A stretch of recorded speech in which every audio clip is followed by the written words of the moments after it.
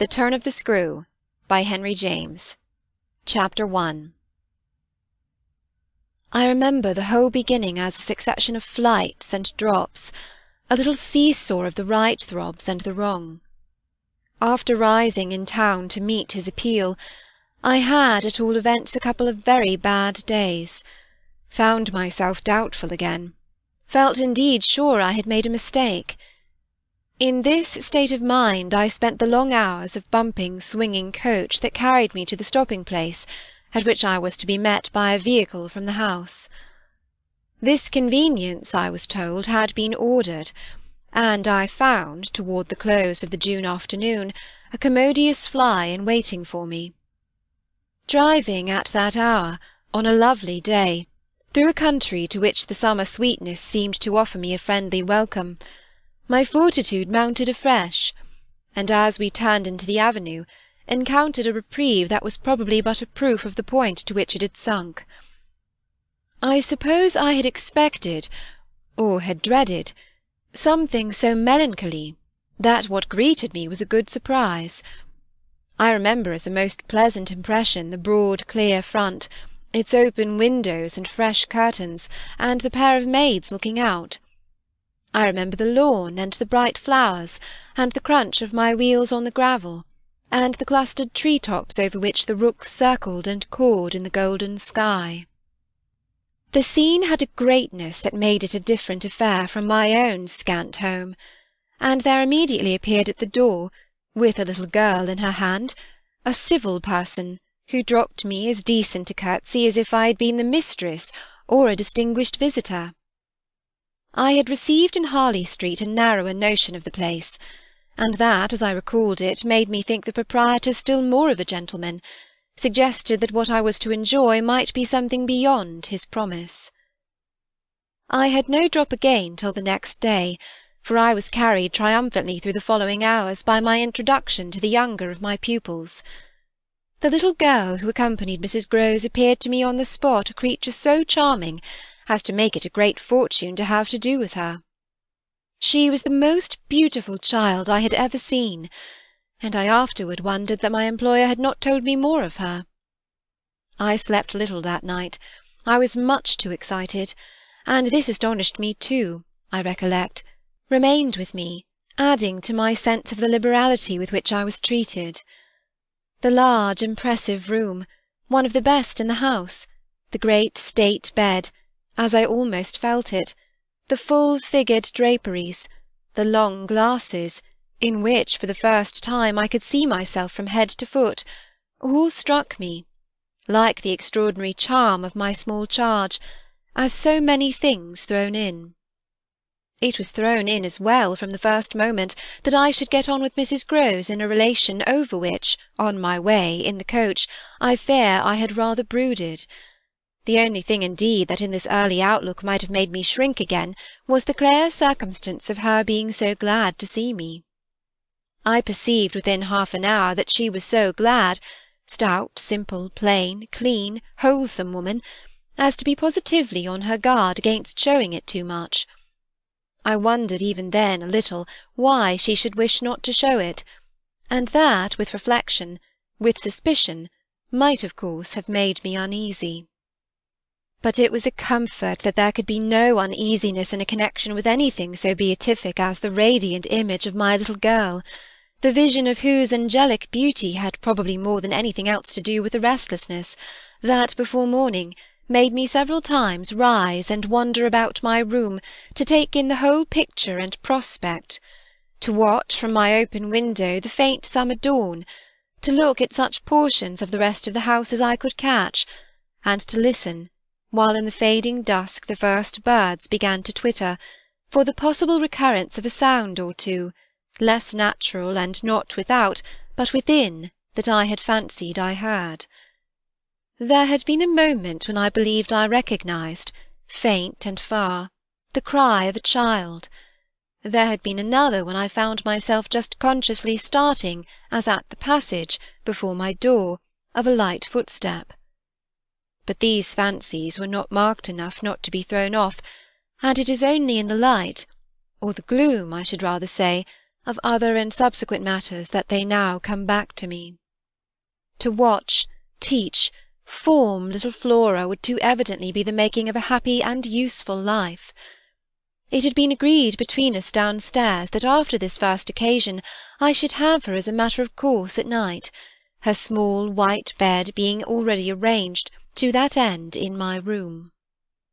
What I had undertaken was the whole care of her, and she had remained, just this last time, with Mrs. Grose only as an effect of our consideration for my inevitable strangeness and her natural timidity. In spite of this timidity, which the child herself, in the oddest way in the world, had been perfectly frank and brave about, allowing it, without a sign of uncomfortable consciousness, with the deep, sweet serenity, indeed, of one of Raphael's holy infants, to be discussed, to be imputed to her, and to determine us, I feel quite sure she would presently like me.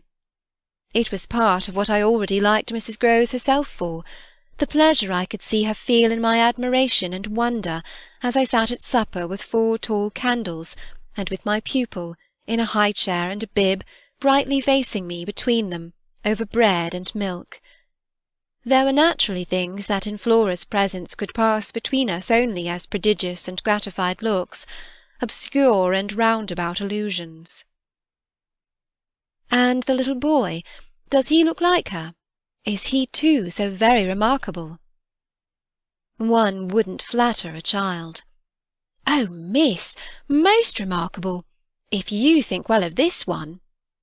And she stood there with a plate in her hand, beaming at our companion, who looked from one of us to the other with placid, heavenly eyes that contained nothing to check us. Yes, if I do. You will be carried away by the little gentleman. Well, that, I think, is what I came for, to be carried away. I'm afraid, however, I remember feeling the impulse to add, I'm rather easily carried away. I was carried away in London. I can still see Mrs. Grose's broad face as she took this in. In Harley Street? In Harley Street. Well, miss, you're not the first, and you won't be the last. Oh, I've no pretension, I could laugh, to being the only one. My other pupil, at any rate, as I understand, comes back to-morrow? Not to-morrow, Friday, miss. He arrives as you did by the coach, under care of the guard, and is to be met by the same carriage. I forthwith expressed that the proper as well as the pleasant and friendly thing would be, therefore, that on the arrival of the public conveyance I should be in waiting for him with his little sister, an idea in which Mrs. Grose concurred so heartily that I somehow took her manner as a kind of comforting pledge, never falsified, thank heaven, that we should on every question be quite at one. Oh, she was glad I was there. What I felt the next day was, I suppose, nothing that could be fairly called a reaction from the cheer of my arrival. It was probably at the most only a slight oppression produced by a fuller measure of the scale, as I walked round them, gazing up at them, took them in, of my new circumstances. They had, as it were, an extent and mass for which I had not been prepared, and in the presence of which I found myself, freshly, a little scared as well as a little proud. Lessons in this agitation certainly suffered some delay. I reflected that my first duty was, by the gentlest arts I could contrive, to win the child into the sense of knowing me. I spent the day with her out of doors. I arranged with her, to her great satisfaction, that it should be she only, who might show me the place. She showed it step by step, and room by room, and secret by secret, with droll, delightful, childish talk about it, and with the result in half an hour of our becoming immense friends. Young as she was, I was struck throughout our little tour with her confidence and courage, with the way in empty chambers and dull corridors, on crooked staircases that made me pause, and even on the summit of an old maculated square tower that made me dizzy, her morning music, her disposition to tell me so many more things than she asked, rang out and led me on. I have not seen Bly since the day I left it. and I dare say that to my older and more informed eyes it would now appear sufficiently contracted. But as my little conductress, with her hair of gold and her frock of blue, danced before me round corners and pattered down passages, I had the view of a castle of romance inhabited by a rosy sprite, such a place as would somehow, for diversion of the young idea, take all colour out of story-books and fairy-tales. Wasn't it just a story-book over which I had fallen a doze and a dream?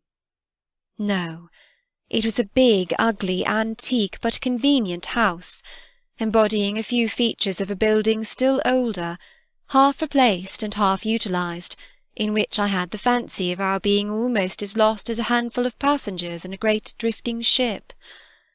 Well, I was, strangely, at the helm. End of Chapter 1. Chapter 2. This came home to me when 2 days later I drove over with Flora to meet, as Mrs. Grose said, the little gentleman, and all the more for an incident that, presenting itself the second evening, had deeply disconcerted me.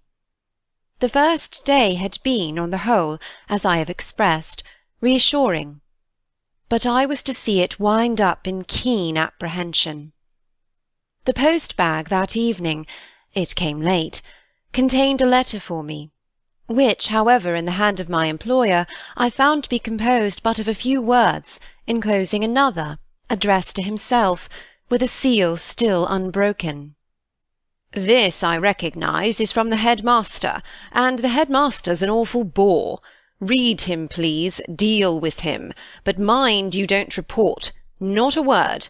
I'm off." I broke the seal with a great effort, so great a one that I was a long time coming to it, took the unopened missive at last up to my room, and only attacked it just before going to bed. I had better have let it wait until morning, for it gave me a second sleepless night. With no counsel to take, the next day I was full of distress, and it finally got so the better of me that I determined to open myself at least to Mrs. Grose. "What does it mean? The child's dismissed his school."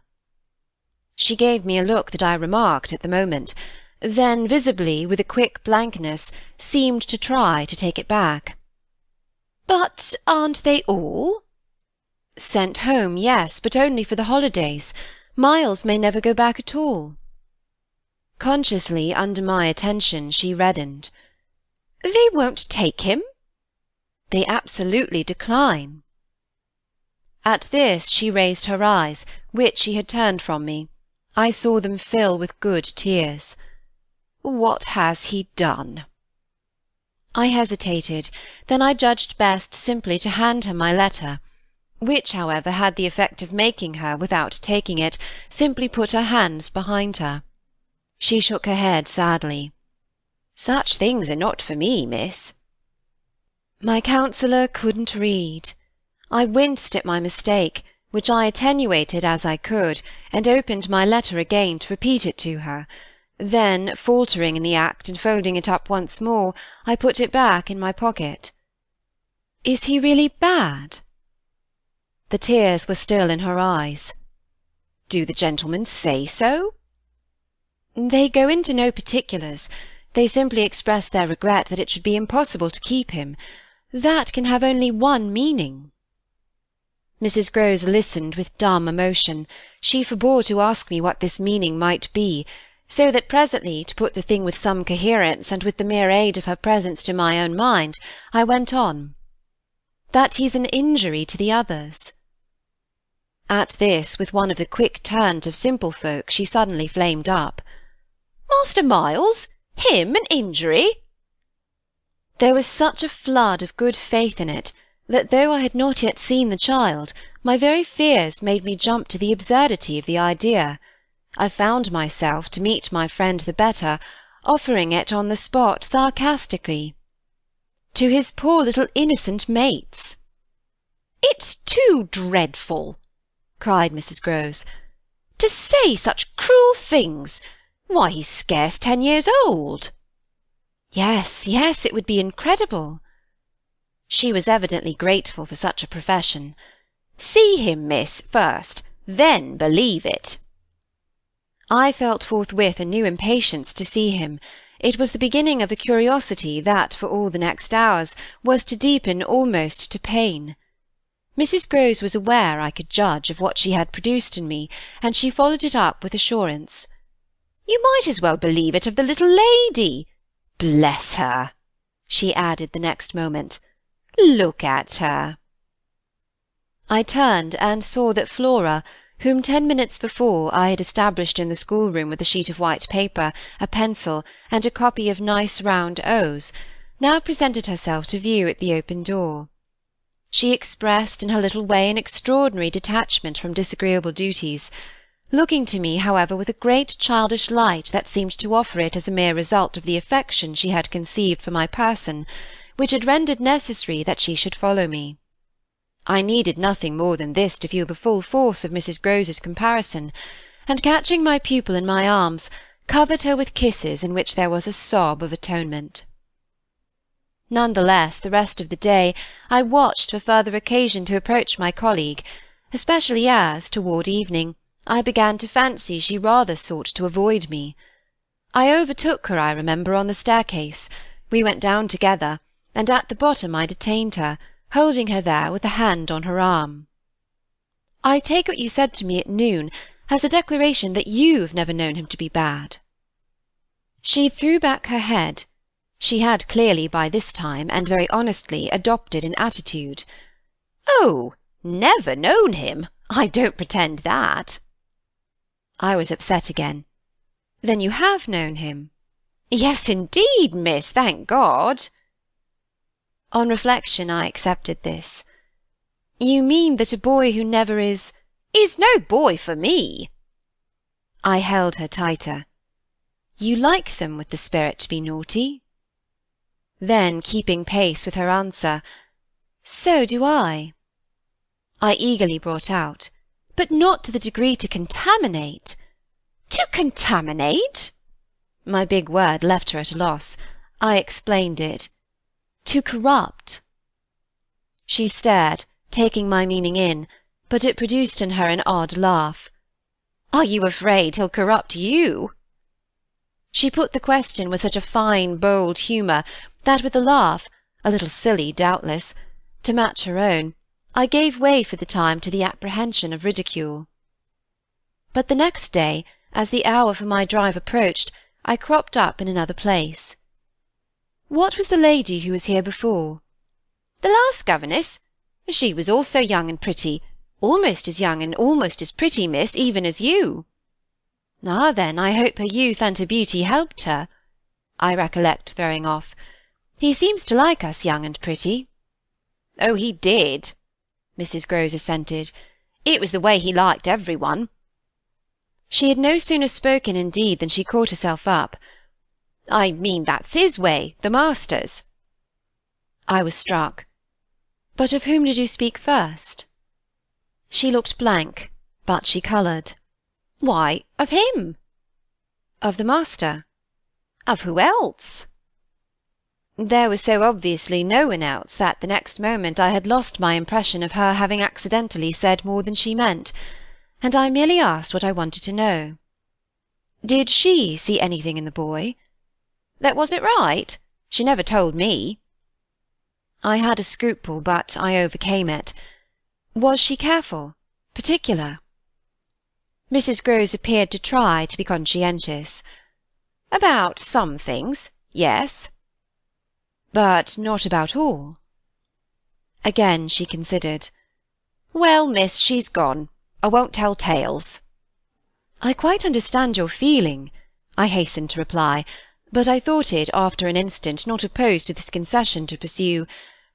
"Did she die here?" "No, she went off." I don't know what there was in this brevity of Mrs. Grose's that struck me as ambiguous. "Went off to die?" Mrs. Grose looked straight out of the window, but I felt that, hypothetically, I had a right to know what young persons engaged for Bligh were expected to do. "She was taken ill, you mean, and went home?" She was not taken ill, so far as appeared in this house. She left it at the end of the year to go home, as she said, for a short holiday, to which the time she had put in had certainly given her a right.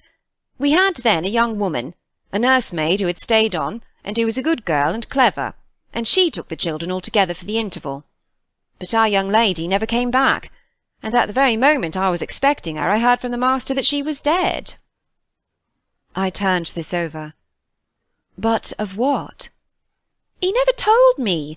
But please, miss," said Mrs. Grose, "I must get to my work." End of chapter 2.